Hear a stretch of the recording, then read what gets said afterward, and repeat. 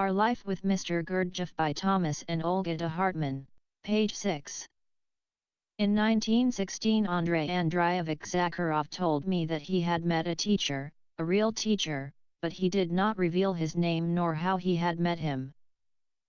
The gist, he said, is this: man on his present level of being does not possess an immortal, indestructible soul, but with certain work on himself he can form an immortal soul. Then this newly formed soul body will no longer be subordinate to the laws of the physical body, and after the death of the physical body will continue to exist.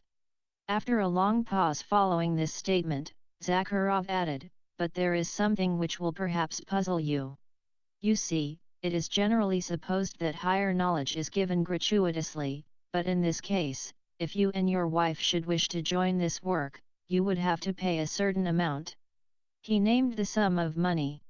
Although it was quite large, 2,000 rubles, a supper in the best restaurant comes to no more than 2.5 rubles, see page 42, it was possible at that time for us to pay it. Page 45. From the very beginning the conversations related to attention. Mr. Gurdjieff told us very seriously that attention is absolutely indispensable for any work we wished to do with him. If we did not understand that, nothing could bring us to the aim for which we came to him. All of us there already felt that we were more than just a body. We knew that something else was in us, and we wished to know, what is that? What have we to do with that? How can we call to it? How can we bring it out? How can we rely on it and not depend only on the body? All this was really a burning question for us. And Mr. Gurdjieff made it clear that if we didn't study attention, not study in the ordinary way, but putting all our attention on developing that attention, we would arrive nowhere. For this he gave us exercises at every moment. All the next day we had our task, where attention had the central place, whether it was in the kitchen or the garden or with the horses when they appeared.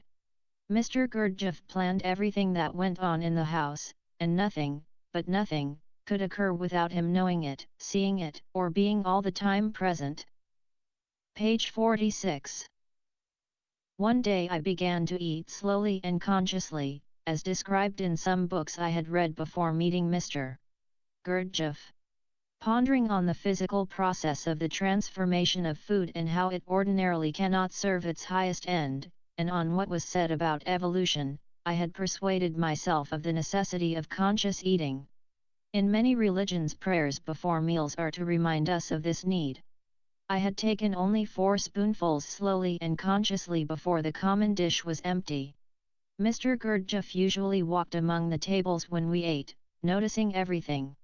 On this occasion he stopped by my side and said only, "So, Thomas, so." Mr. Gurdjieff used to say, man should eat, not as an animal, but consciously. I think he meant by it that we should not identify with food, as always happens when a hungry person finally reaches it. I can still see him vividly, sitting in an armchair, his muscles completely relaxed as always, the whole weight of his body submerged in the depths of his chair. Slowly he lifts to his mouth a very good pear, not peeled. Unhurried, he takes a bite of it as if striving to absorb its entire aroma, its entire taste. And so he continues until it is finished. I was able to watch his way of eating many times. It always seemed to me that he was demonstrating how we should eat. Soon after the Moscow people arrived, Mr. Gurdjieff began to make heavy demands on some of them. We often did not understand, but the explanation can be found in the fundamental principle of the work of this second period, to try to stay with him in spite of all obstacles and to remember why we came to him. He often said that, in life, great unhappiness or even insults can move people forward. On the way we were following, the teacher deliberately contrives such insults, but, under his observation, they cannot bring objective harm to those he is working with. Where Gurdjieff is, there the fleas do not bite, he said, meaning that the blows of fate through everyday adversities do not touch the one who is working with him. In our case the suffering was intentional, to test our resolve to bold to our aim. And the more the person was advanced, the more Mr. Gurdjieff would press him. Page 51. Soon we began sacred gymnastics. We started with simple exercises, going on to more complicated ones of concentration and memory that absorbed the attention of the whole person. For example, simultaneous extension of arms and legs, or placing oneself on all fours, or, while kneeling on one knee, having to jump directly up by pushing off the ground with the upper part of the foot, or the second part of the so-called mazurka. These exercises were obligatory for all, but some others were very tiring and were performed only by men. Mr. Gurdjieff always pushed us to the utmost in these exercises, after which we would fall on the carpets like sacks, without needing to be reminded to relax. There was one exercise in which all the men had to fall in a heap and squirm around like snakes in a tangle of arms and legs. Suddenly Mr. Gurdjieff would cry stop, and take someone aside to let him view the group. I think that no sculptor ever had such a chance to admire the beautiful, complicated, and unforeseen postures that resulted from the sudden stop. I did the sacred gymnastics at that time, for Mr. Gurdjieff himself played on a guitar borrowed from our landlord, since it was impossible to get a piano. He played very well. He sometimes gave individual exercises to certain people. N.F. Grigoriev was a young man, 19 or 20 years old, who had weak lungs. To help him, he was given an exercise of movements for his shoulders, combined in a special way with tension and relaxation while inhaling and exhaling. Lena Fyodorovna had a little daughter, 11 or 12 years old, who was by nature very gifted in movement. One day Mr. Gurdjieff sat her down facing him on a carpet and told her to watch his face closely and imitate exactly what he did. He began by completely relaxing the muscles of his face until it became perfectly neutral. Then his face began very gradually to spread into an affectionate smile, which grew and grew until it reached its fullest extent, where it paused, and then began to fade away, equally gradually, until his face was once again perfectly neutral, as at the start. In all this, Mr. Gurdjieff spoke very much about relaxation and urged us to work at it often by ourselves or check one another at odd moments to see how tense we were in our arms, our legs, our body. Sometimes he made us all lie on the floor and told a woman to verify among the women, and a man among the men, till we were absolutely relaxed, as much as we possibly could be. One day he told us, lie on your stomach with your nose to the carpet. And then he said, look. We studied it already. Who knows it, all right. Who has done nothing, that's your business. Now I will walk on your backs. If you do not know how to relax, well, your bones will crack. He took off his shoes and I felt on my back 4 steps going across. Probably he had one foot on the floor and with the other made as if he walked. I don't know. I don't even know if we were more relaxed or more tense. But certainly no one had his bones cracked. Page 55. In a sentuki, he told us, I can lift you to heaven in a moment, but as quickly as I lifted you up you would fall back down, because you would be unable to hold on, and added, if water does not reach 100 degrees C, it is not boiling. So in our development, by our own understanding, we had to reach the boiling point or nothing would be crystallized in us. If only 1 degree were lacking, we would fall back again. We also began to see more clearly the roles of personality and essence. Mr. Gurdjieff often said, what is good for personality is bad for essence. At the same time he never sought to destroy anything real in a man, only to put everything in its place. Under the mask of a bad personality, Mr. Gurdjieff became our tempter. As tempter he provoked in us a strong inner experience of feeling and sensation, which in life expresses itself as what some call negative emotion, and then he strove to enable us to transform it by seeing it and reasoning about it. With some he aroused insult, anger, rage, and so on, until the person could not help knowing this in himself. Others he loaded with praises. You alone truly understand what you know, only you can I trust, until all their pride, ambition, and self-esteem were loosened to the point where they could not help seeing their own worthlessness. Through seeing himself, a man can awaken to his authentic mental center and begin to acquire genuine responsibility. The true meaning of temptation comes from schools where it was created for work. Through such work, man's essence can be developed in a school under the guidance of a teacher. When the personality is made to suffer, it produces a ferment. One must not avoid this suffering, because this ferment, this spark, this fire feeds essence. What is not good for personality is good for essence. All this is extremely difficult, but man has a kind of deep sense that what is sent to him is always within his capacity to bear. For those who really wish to work, the attitude must be one of acceptance. With Mr. Gurdjieff, we had always to be able to respond in the right way to his demands. This becomes possible if a man is present, if he has a conscious feeling of his self, of I am. Page 56. We are fortunate to have kept in our notes what Mr. Gurdjieff told us one evening about the conscious feeling of one's real self.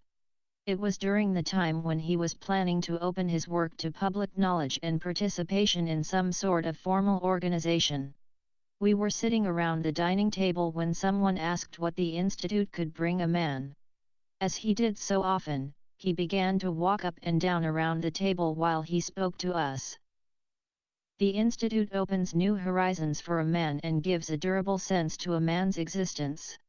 A man begins to see clearly that everything that he previously counted so precious and big is only a house of cards, only ideals artificially built by him or by others, and from this nothing stays. But a man clings to it all because he is afraid to stay in front of an emptiness, an abyss. He understands clearly that it is necessary to throw all this away, to blow down this house of cards, and then, brick by brick, to build something that nothing can blow away. He knows this with his mind, and wishes it, but he is afraid to give up all his past. Perhaps he will not even find a brick. What then? What will happen? He thinks it is better to have an actual house of cards than nothing. But a risk is necessary. Without having blown away the old, nothing new can begin. Sometimes in a sudden flash one sees all this nonentity so clearly. And then a man who feels it has the right he is obliged to throw all that passed away, even to stamp it all under his feet, because it is no longer necessary for him. And then how insignificant do all people appear to him, with their little ideals, strivings, sufferings, passions and so on. How he wishes to shout to them that all that does not exist. There is no such suffering, no such love, nothing of it, all this is invented by themselves. And it seems then to him that wings grow on his back, and he does not know why he begins to love everyone, understand everyone, and wishes to tell other people, to explain to them all that he understands and thinks.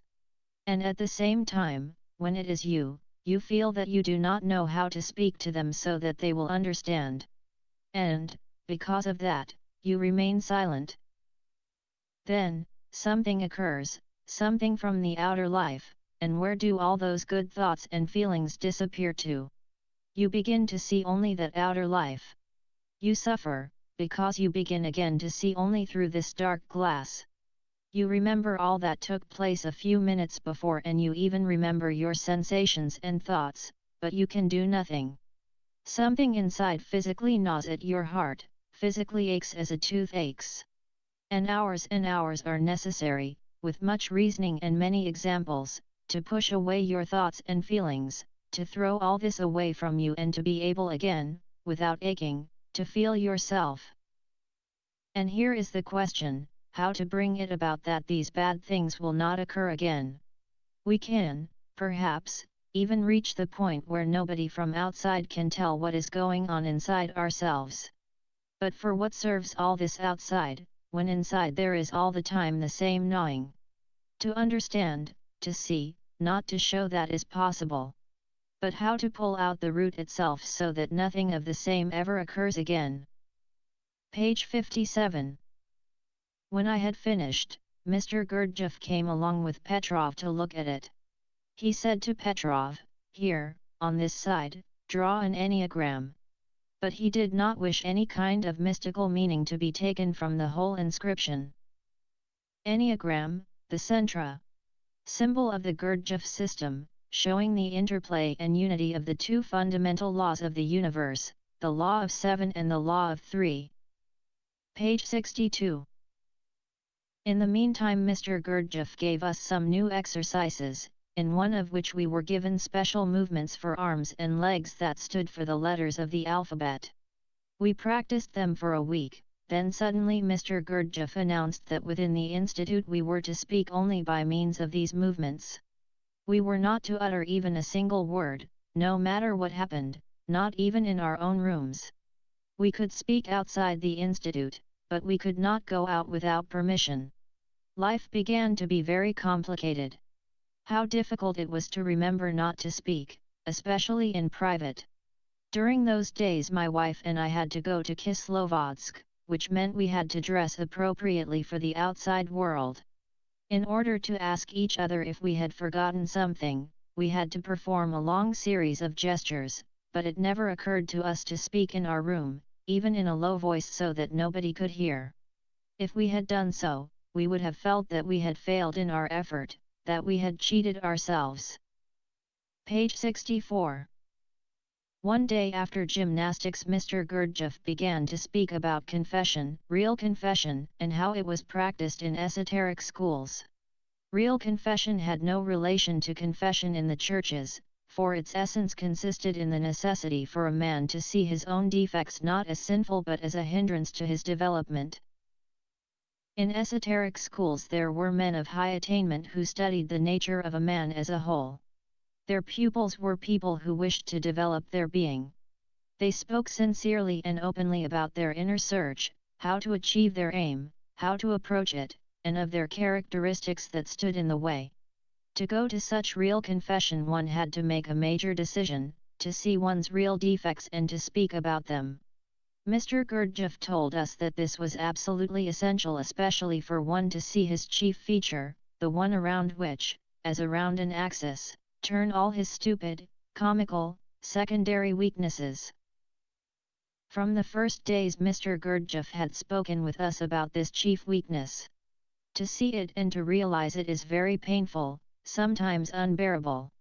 In esoteric schools, as I have mentioned, when the chief weakness is made clear to a man, it is revealed with great care, because the truth about himself can sometimes bring a man to such despair that he might end his life. A spiritual tie with the teacher prevents such a tragedy. Holy Scripture speaks of the moment of realizing one's chief defect when it says that when you are struck on the right cheek, you must then turn the left one. The pain of discovering your chief defect is like the shock of receiving a slap in the face. A man must find in himself the strength not to run away from this pain, but boldly to turn the other cheek, that is, to listen and accept further truth about himself. One day Mr. Gurdjieff called us to his room one after another. We sat on the carpet before him and he began to talk about how to reach that depth in oneself from which alone it is possible to face oneself sincerely. He was unusually kind and gentle with both of us. It was as if the everyday mask fell from his face and before us was the dearest man in the world.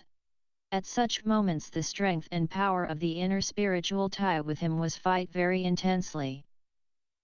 The next week he again called some of our people privately, but for some reason did not call me and, as I thought, even avoided me during the day.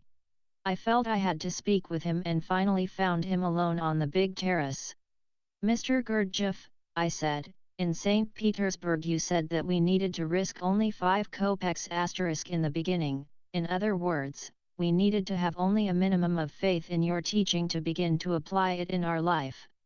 But if your advice proved to be good and we found it helped us, we should then risk 10 or 20 kopecks more, that is, we should trust you more and more. Have I now to place complete confidence in you and fulfill unquestioningly all that you advise me to do?"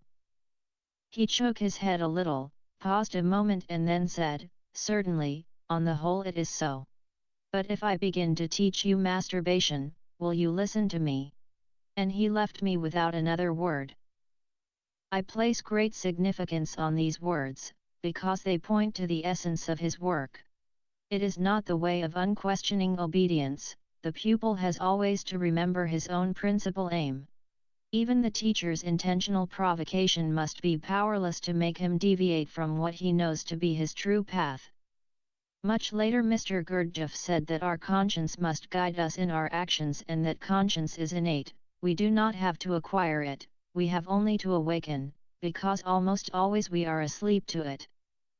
Kopeck, a small Russian coin, 1/100th of a ruble.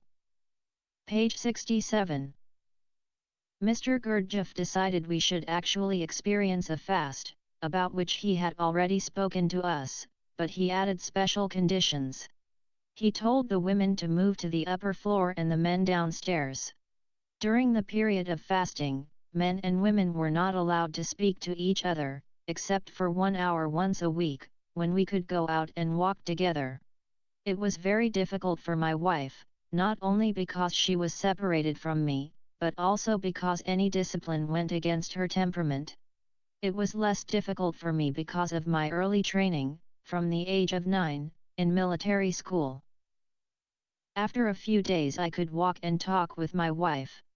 Just before the appointed hour Zakharov and I began a very interesting conversation, in which I became so absorbed that my wife, who had been missing me very much, was kept waiting. At last I went to her and a very bitter conversation began.